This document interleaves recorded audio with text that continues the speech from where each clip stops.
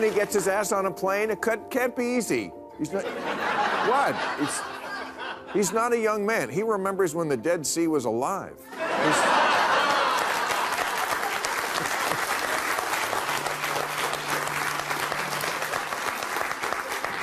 He told the Wailing Wall to keep it down. No, he's not a young man. I don't think we need to get a panel of gerontologists to look at the situation. We've all known old people who are like, yeah, we'll take the keys now. I'm so disappointed that you, like me, not so young, would say this. It's such. First of all, the same week that he did this, Kamala Harris was over in Korea saying our longtime ally, North Korea. Again, the bar is low. Joe Biden may no longer be in the Oval Office, but he hasn't exactly faded from the spotlight. These days, critics and comedians like Bill Maher have toned things down a bit. But when Biden was president, it was a completely different story. He wasn't just under pressure, he was the main target of some of Maher's sharpest jokes and toughest punchlines.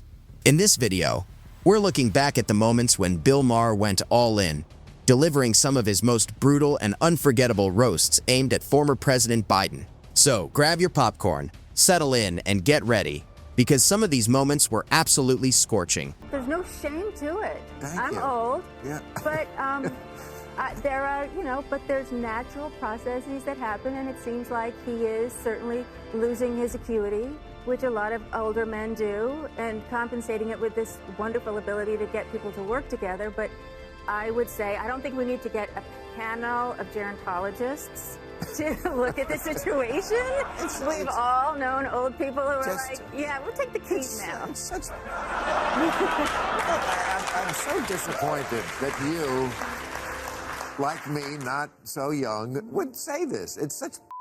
First of all, the same week that he did this, Kamala Harris was over in Korea saying our longtime ally, North Korea. Sometimes you have to ask, who's been the bigger headache for Democrats? Joe Biden or Kamala Harris?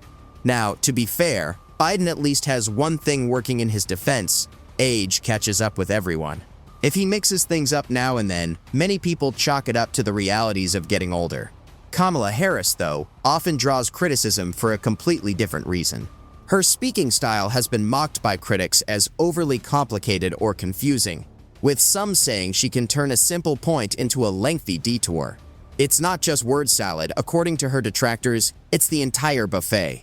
And when it came to Biden, many critics argued that the bigger issue wasn't the occasional gaffe.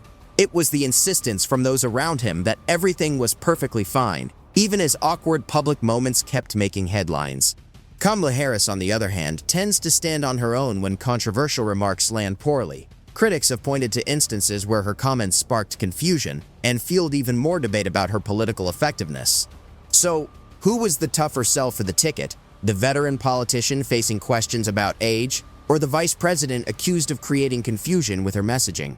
No matter where you land, one thing is certain: this political drama has provided plenty of material for comedians, and Bill Maher has never been shy about taking advantage of it. Oh, He's the same guy. He was always a gaffe machine. You're right. He's actually more disciplined than he used to be. Well, from a message point of view, that's it. Look, I think the reality is when Biden is strong, he's very strong. And when he's weak, he's very weak. And that's what people are responding to. And I think, from my point of view, you got a couple of challenges here. If the public in 2024 sees what they perceive to be a weak insider versus a scary outsider, a Trump. Joe Biden's gaffes have become the stuff of legend. Remember when he introduced Kamala Harris as President Harris? That one certainly got people talking. Then there was the time he joked that he'd been in the Senate for 120 years. At that point, you had to wonder if we'd somehow elected a vampire. And who could forget the line, "We choose truth over facts"? To this day, people are still trying to figure out exactly what that meant. But then Van Jones jumped into the conversation, bringing Donald Trump into the mix while defending Biden from criticism. It seemed like every Biden joke somehow turned into another debate about Trump. Critics argued that he couldn't let a punchline land without changing the subject. In fact, we've got an entire video breaking down what some see as Van Jones's double standard when it comes to Trump. And whether you agree or disagree, one thing is hard to ignore: Many Americans have grown tired of what they view as relentless media hostility toward Trump. Supporters argue that the more certain outlets push their narrative, the more voters push back. After all, people tend to make up their own minds, and they don't always appreciate being told what to think. Joe Biden, our president, went to Israel this week. Nothing to do with the war, just wanted a break from the tension in D.C. But I think this was his best week as president, Joe Biden. This was his, I think so, his finest hour.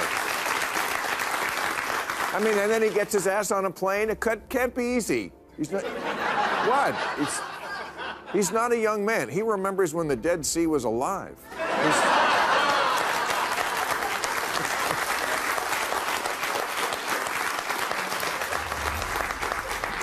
He told the Wailing Wall to keep it down. No, he's not a young man. And this was the man many people wanted to see run for a second term. Critics argued that Biden's age had become impossible to ignore, raising concerns about whether he still had the stamina and sharpness the job demands. Some joked that instead of building a campaign team, he should have been planning a quiet retirement with a comfortable chair and a cup of hot cocoa. As for the Democrats, their critics say the party struggled to address the obvious concerns surrounding its top candidate. Every stumble, awkward moment, or verbal slip seemed to spark another round of questions. At the same time, Kamala Harris was often viewed as the backup plan waiting in the wings. The problem, according to her detractors, was that she didn't inspire much confidence either.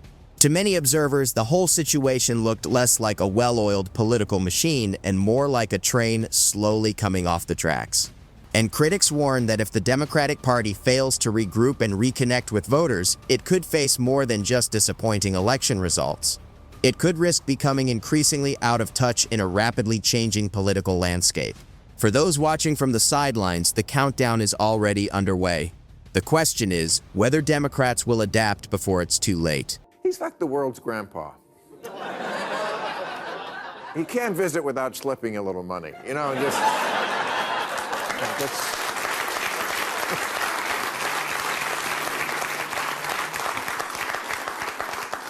Get some missiles. Don't tell Grandma. But then he came home. He made a great speech about Israel. At the end of it, they caught this on camera. Somebody yells, "Clear," and then somebody goes, "That was great." Of course, great, the bar for great in the Biden White House is like if Hunter doesn't wander in with a hard-on. Just to put it in perspective. It's almost unbelievable.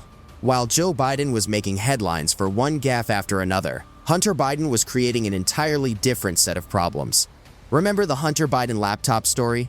The one many critics argued was downplayed or dismissed by major media outlets during the 2020 election cycle. Fast forward a few years, and the story is back in the spotlight. Some of the same outlets that once labeled it as questionable have since acknowledged that parts of it were authentic. For many Americans, that shift only deepened concerns about trust in the media.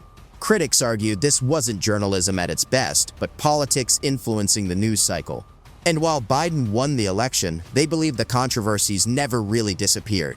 If anything, they were just waiting for their moment to resurface. Harris would be the first woman president, first black woman president, and first Asian president.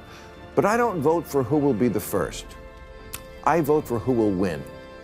And for whatever reason, Harris has never been popular. You can count the number of delegates she won in the 2020 primaries on one hand, as long as that hand has no fingers.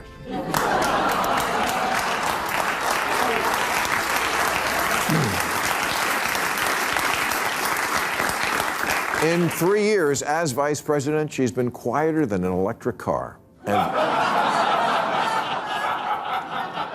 And like an electric car, your MAGA uncle can't explain why she fills him with homicidal rage.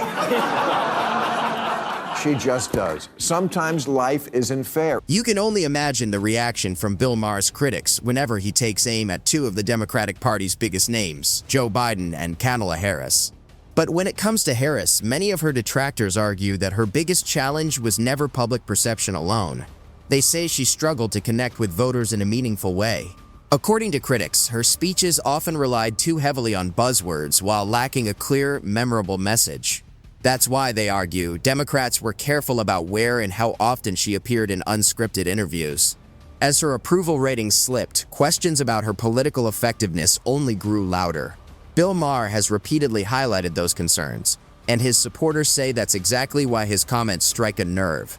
With Biden facing criticism over age and Harris struggling to energize voters, many believe Democrats created a leadership problem of their own making. And in politics, no amount of messaging can replace genuine public confidence. You know what also excites me? Among the many things, I'm excited about electric school buses. I love electric school buses.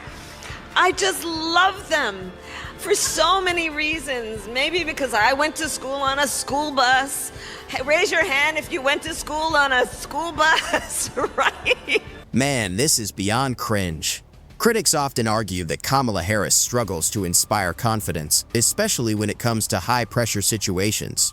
Imagine her sitting across from a world leader like Vladimir Putin, trying to navigate a major international crisis while delivering one of the long, winding answers she's become known for. It wouldn't just be uncomfortable, they'd say. It could turn into a diplomatic nightmare. Her detractors claim that some of her speeches sound more confusing than reassuring, and that's not a quality people want in a commander-in-chief. On the world stage, clear communication and strong leadership matter, because when global tensions are high, competence isn't just important, it's essential. It's not fair that she's not popular. She's intelligent and accomplished, and in fact was put in charge of the border. And look at how... Okay, bad example. Critics didn't just call Kamala Harris the queen of word salad, they questioned her effectiveness altogether.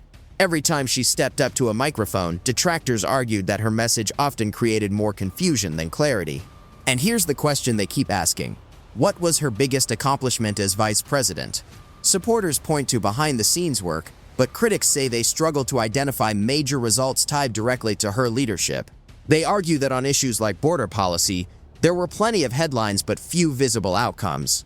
According to those critics, Harris spent much of her term relying on carefully managed appearances while avoiding the toughest political moments. In their view, she didn't simply fall short of expectations, she lowered the bar for what underperformance at the highest levels of government could look like. I don't want to say he really wants to be the guy who steps in if the current nominee goes down, but he gets an alert on his phone every time Biden can't think of a word. The downside is that governor of California is kind of like being conservator for Britney Spears. They'll attack him on California's homeless problem, but there's a response to that. The homeless can live anywhere, but they choose California. Now, this is interesting. Gavin Newsom is suddenly being floated by some as a possible replacement for Kamala Harris, almost like a backup option waiting in the wings. But critics argue it's not much of a change in direction. They describe Newsom as a longtime California politician with very progressive branding, pointing to issues in the state like rising costs, homelessness, and business outflow as signs that things haven't exactly gone smoothly. Supporters see leadership, while critics see more of the same style of politics with a different face. In the end, the argument is simple. Swapping Harris for Newsom isn't necessarily an upgrade, just a different version of the same playbook. The packaging may look better, but the debate over results stays the same.